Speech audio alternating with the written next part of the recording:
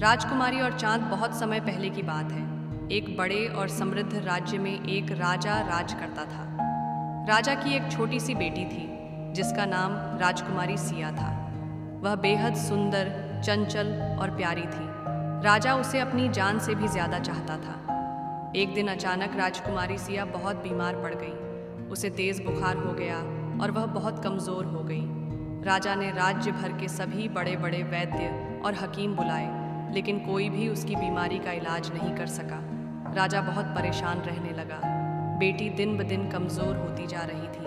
एक दिन वह उदास होकर राजकुमारी के पास बैठा और बोला, बेटी, मैं तुम्हारे लिए कुछ भी करने को तैयार हूँ। बताओ तुम्हें क्या चाहिए। राजकुमारी ने धीमी आवाज़ में कहा, पिताजी, मुझे चाँद चाहिए। अगर मुझे चाँद मिल जाए तो मैं ठीक हो जाऊंगी। राजा ने अपनी बेटी की यह इच्छा सुनी तो वह पहले चौंक गया, फिर खुश होकर बोला, ठीक है, मैं तुम्हारे लिए चाँद लाने का इंतजाम करता हूँ। राजा ने अपने दरबार में सभी बड़े बड़े बुद्धिमान मंत्रियों, सेनापतियों और विद्वानों को बुलाया। सबसे पहले उसने अपने प्रधानमंत्री से कहा, राजकुमारी को चाँद चाहिए, किसी भी तरह से चाँद का इंतजाम करो। प्रधानमंत्री यह सुनकर घबरा गया। उसने राजा से कहा, महाराज, यह असंभव है। चाँद बहुत दूर है, हम उसे नहीं ला सकते। राजा नाराज हो गया और उसने प्रधानमंत्री को दरबार से जाने का आदेश दिया।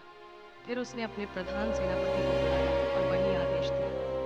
प्रधान सेनापति ने अपने हाथ जोड़ते हुए कहा, महाराज, चाँद धरती से बहुत दूर है और उसे लाना किसी के लिए भी संभव नहीं। राजा को यह सुनकर बहुत गुस्सा आया। उसने अपनी खजांची को बुलाया और आदेश दिया कि चाहे जितना भी धन खर्च हो, लेकिन राजकुमारी के लिए चाँद लाना ही होगा।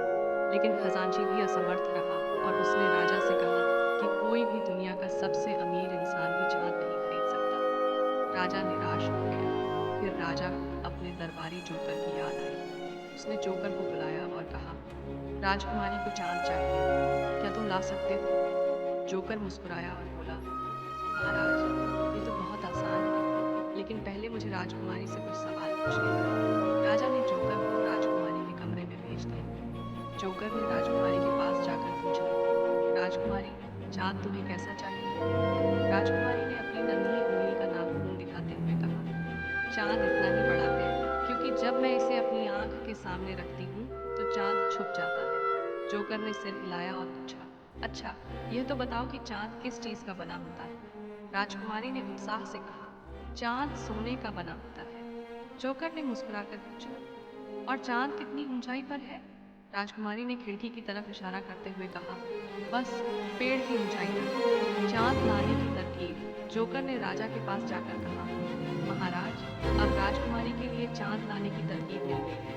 राजा ने उत्सुकता से पूछा, कैसे। जोकर ने सुनार से एक छोटे से सोने के चाँद का हार बनवाया और उसे राजकुमारी को दे दिया।